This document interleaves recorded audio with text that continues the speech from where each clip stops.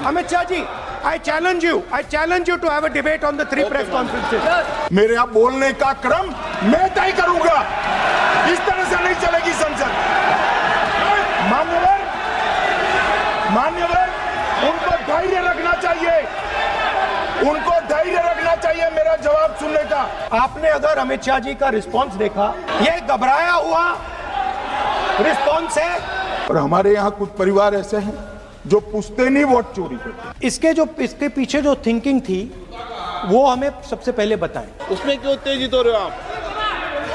हाँ, आपके 2-2 मिनट में खड़े होने से थोड़ी जवाब देते रहेंगे। नो, माननीय गृह मंत्री। मान्यवर, वोट चोरी किसको कहते हैं वो मैं बताना चाहता हूँ। और हमारे यहाँ कुछ परिवार ऐसे हैं जो पुश्तैनी वोट चोरी करते। अच्छा, बोलिए आप। हाँ, बोले आप, बोले।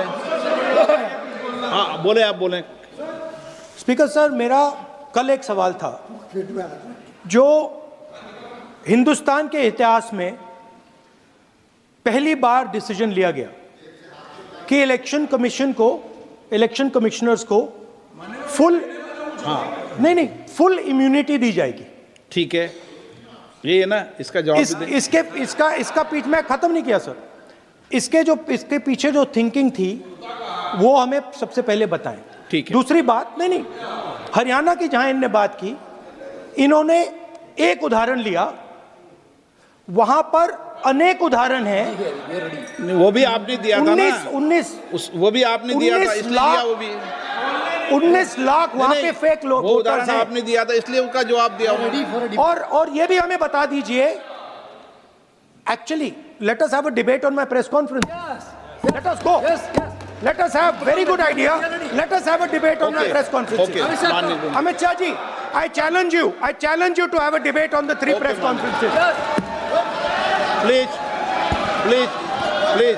ठीक है, बैठ जाए। माननीय, प्लीज माननीय, आपने बात की थी, प्लीज। डिबेट ही तो चल रही है। उत्तर प्रदेश में और हरियाणा में दोनों चुनाव में वोट कैसे दे रहे हैं? प्लीज ये भी जवाब दे दीजिए। माननीय गृह मंत्री जी। मान्यवर, पहली बात मैं स्पष्ट करना चाहता हूं, मैं 30 साल से विधानसभा और संसद में जनप्रतिनिधि के रूप में चुनकर आता हूं। मुझे लंबा अनुभव है संसदीय प्रणाली का। विपक्ष के नेता महोदय कहते हैं कि पहले मेरी बात का आप जवाब दीजिए, मैं सुनना चाहता हूं। आपकी मुनसफी से संसद नहीं चलेगी। मेरे यहाँ बोलने का क्रम मैं तय करूंगा। इस तरह से नहीं चलेगी संसद। मान्यवर, उनको धैर्य रखना चाहिए मेरा जवाब सुनने का। इनकी एक बात का जवाब मैं दूंगा, मगर मेरे भाषण का क्रम वो तय नहीं कर सकते, मैं करूंगा, क्योंकि मैं बोल रहा हूं।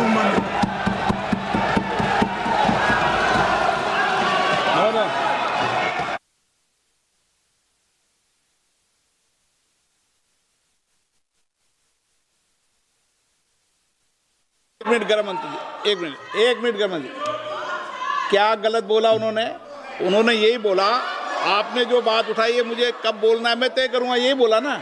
उसमें क्यों उत्तेजित हो रहे हो आप? हाँ, आपके 2-2 मिनट में खड़े होने से थोड़ी जवाब देते रहेंगे। नो, माननीय गृह मंत्री, नहीं हो सकता। मैं आपको फिर मौका दूंगा आपको। आप बोलिए। हाँ, बोलिए सर, ये बोलिए। आपने अगर अमित शाह जी का रिस्पॉन्स देखा तो ये कंप्लीटली डिफेंसिव रिस्पॉन्स है। ये घबराया हुआ रिस्पॉन्स है, ये डरा हुआ रिस्पॉन्स है। अब सुनिए पूरी बात, प्लीज मानिए। नो, सच्चा रिस्पॉन्स नहीं है। माननीय गृह मंत्री जी। मान्यवर, आपके चेहरे पर बैठो। मान्यवर, आपके चेहरे पर चिंता की लकीरें मैं देख रहा हूं कि मैं क्या बोलूंगा। मैं उनके उकसावे में नहीं आऊंगा, मैं मेरे विषय पर बोलूंगा। मान्यवर, मैंने इतना ही कहा कि मेरे भाषण का क्रम मैं तय करूंगा। मेरे भाषण का पहले क्या बोलना, बाद में क्या बोलना, मैं तय करूँ। और मैं मानता हूं कि हर एक वक्ता का ये अधिकार है, उनका भी है, मेरा भी है। कल वो बोल रहे तो हम ऐसा थोड़ी ना बोले आप झूठ क्यों बोल रहे हो, हम नहीं बोले, नहीं बोल सकते साहब। वो माननीय विपक्ष के नेता है, वो बोल सकते अपना भाषण मान्यवर। और मैंने तो ये भी कहा, मेरा पूरा भाषण छूट कर कुछ बच जाता है तो आप पूछिएगा, मैं जवाब दूंगा। मगर अब धैर्य भी चाहिए और सुनना भी चाहिए, दोनों चीजें करनी पड़ती है। मान्यवर, वोट चोरी का कोहराम बचा है। मैं वोट चोरी किसको कहते हैं वो बताना चाहता हूं। वोट चोरी के 3 आयाम हैं। एक तो मतदाता नहीं है, मतलब योग्यता नहीं है, और आप वोटर बन जाते हो तो वोट चोरी माना जाएगा। दूसरा, आप गलत प्रकार से चुनाव जीतते हो तो वोट चोरी माना जाएगा। और तीसरा, जनादेश को डिफाई करते हो, मतलब वोट के विपरीत आप कोई पद प्राप्त कर लेते हो तो भी एक प्रकार से वोट चोरी होता है। अरे सुनो ना, क्यों जल्दबाजी करते हो मानिकम, क्यों? अब मैं 3 वोट चोरी की घटनाएं बताना चाहता हूं। सबसे पहली घटना हुई, आजादी के बाद देश का प्रधानमंत्री तय करना था। तय कौन करना था? तो उस वक्त के जितने प्रांत थे, इसके कांग्रेस के अध्यक्षों ने, उनके एक एक वोट से तय होना था। अब 28 वोट श्री सरदार पटेल को मिले और 2 वोट जवाहरलाल नेहरू जी को मिले।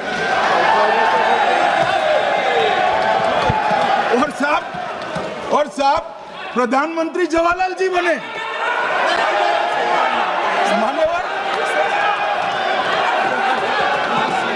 मान्यवर,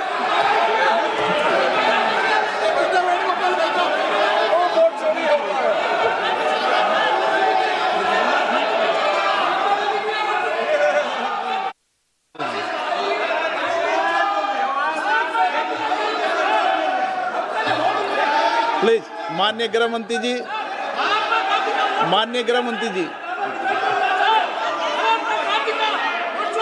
प्लीज।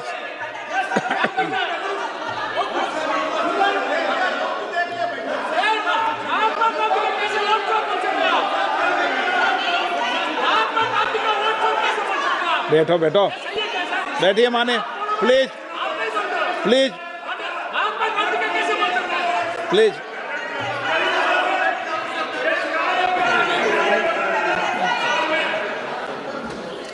मान्यवर, दूसरी, प्लीज बैठिए बैठिए माननीय सदस्य, प्लीज, हर बार नहीं उठते, बैठिए।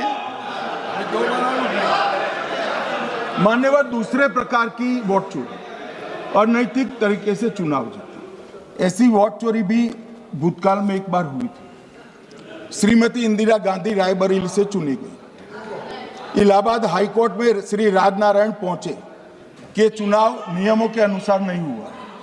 इलाहाबाद हाईकोर्ट ने ये तय कर दिया कि श्रीमती गांधी ने उचित तरीके से चुनाव नहीं जीता है, हम इसको रद्द कर देते।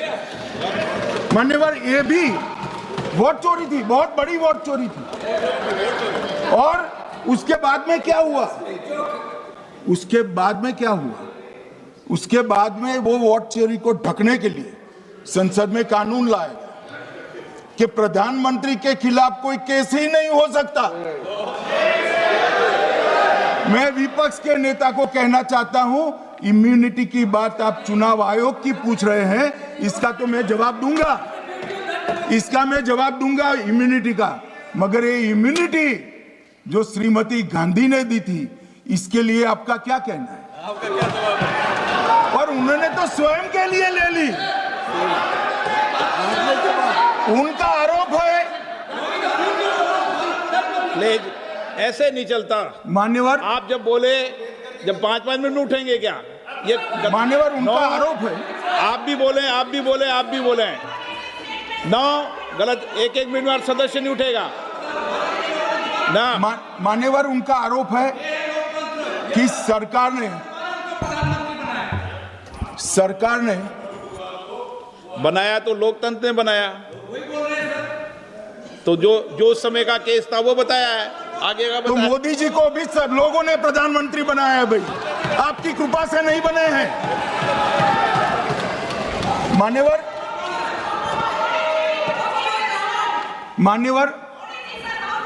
नो प्लीज सर, ऐसे माननीय तरीका ठीक नहीं है आपका, 2-2 मिनट में उठना। मान्यवर विपक्ष के नेता ने कहा कि आपने चुनाव आयुक्तों को इम्यूनिटी दी। इनका आरोप सत्य नहीं है, मैं इसकी बात बाद में करता हूं, परंतु हमने तो चलो मानो चुनाव आयुक्त को इम्यूनिटी दी, श्रीमती गांधी ने तो अपने आप को इम्यूनिटी दी। और फिर जब ये संवैधानिक सुधार के वायरस चैलेंज हुए तो वो केस जीतने के लिए 2, 3 और 4 नंबर के सर्वोच्च न्यायालय के जज को बाईपास कर चौथे नंबर के जज को चीफ जस्टिस बनाया और वहां केस भी जीत लिया। और मान्यवर ये तो इतिहास है, कौन झुठला सकता है? इनको कोई पढ़ाता नहीं है इतिहास, ये तो इतिहास है, सर्वोच्च अदालत और संसद के रिकॉर्ड में रखा हुआ इतिहास है। इसके खिलाफ लल्लन सिंह जैसे कितने लोग पूरा जीवन लड़े बिहार में, इमरजेंसी के खिलाफ जेल में गए, लाखों लोग गए। और तीसरी वोट चोरी कहना चाहता हूं, तीसरी वोट चोरी का प्रकार मैंने बताया था कि योग्यता नहीं है और मतदाता बन जाना। अभी एक वाद पहुंचा है, वाद मतलब डिस्प्यूट पहुंचा है दिल्ली की सिविल अदालत में। उसमें डिस्प्यूट ये है कि सोनिया गांधी जी इस देश की नागरिक बनने से पहले मतदाता बने।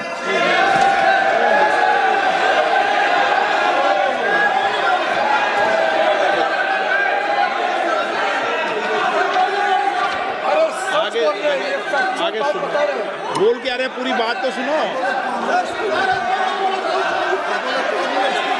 मान्यवर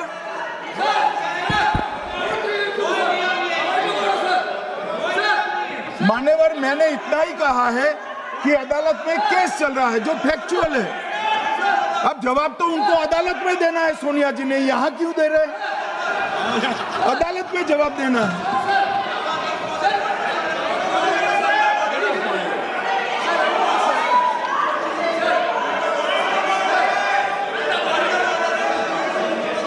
बीच के भाषण में पॉइंट ऑफ ऑर्डर नहीं होता।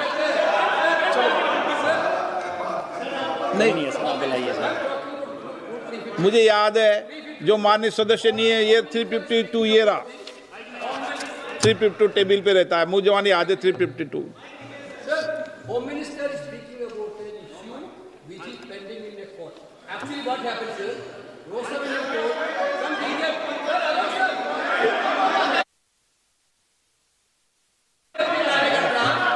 filed a case on Madam Sonia Gandhi's voting on that 80. Sir, that Ross Avenue court dismissed that case without, there is no substance in that case. After that, the same person given an appeal. Gandhi not even voted in that election. I am challenging Home Minister. Okay. Sonia Gandhi not even voted that election. Can you prove it? Can you prove it? Sir, misleading statement a Home Minister doing. Sir, you are. What is this, sir? एक minute please दादा, एक minute please. No, बैठिए। No मान्य please देखिए माननीय सदस्य 2 दिन से मैं चर्चा को सुन रहा हूं और 2 दिन से चर्चा को सुन रहा हूं और 352 आपने भी पढ़ा है, मैंने भी पढ़ा है, ठीक है ना। कई बार इधर से भी उधर से भी इस विषय को कई बार बोला गया है। जब डिबेट चलती है उसके संदर्भ में कई विषयों को बोला जाता है, ठीक है ना। और इसीलिए सुनिए बात, माननीय गृह मंत्री जी ने, आपने आधी बात सुनकर हर 2-2 मिनट में उठने लगोगे, ऐसे चर्चा नहीं होती। आप उनकी पूरी बात को सुनिए, क्या संदर्भ था, उन्होंने कोई फैसला नहीं दिया है, उन्होंने एक जानकारी जो आई है वो जानकारी सदन के पटल पे रखी है। अब मुझे सुनिए तो, अब आपने एक मुद्दा खड़ा किया, मुझे जवाब तो देने दीजिए। मान्यवर, मैंने कुछ ऐसा नहीं कहा, मैंने सिर्फ इतना कहा है कि एक वाद दायर हुआ है दिल्ली की अदालत में, मैंने कोई कंक्लूजन नहीं कहा। मैंने कहा कंक्लूजन का, मैंने कोई कंक्लूजन नहीं कहा। कंक्लूजन तो जब उनका नोटिस का जवाब वो दे देगी तब अदालत देगी, तब फिर से बताऊंगा मैं। मगर अभी तो मैंने सिर्फ इतना कहा है कि वहां एक केस रजिस्टर्ड हुआ है जिसमें श्रीमती गांधी को नोटिस इश्यू किया है। इसमें इतने लाल पीले होने की जरूरत क्या है? मान्यवर, हम सबका साझा दायित्व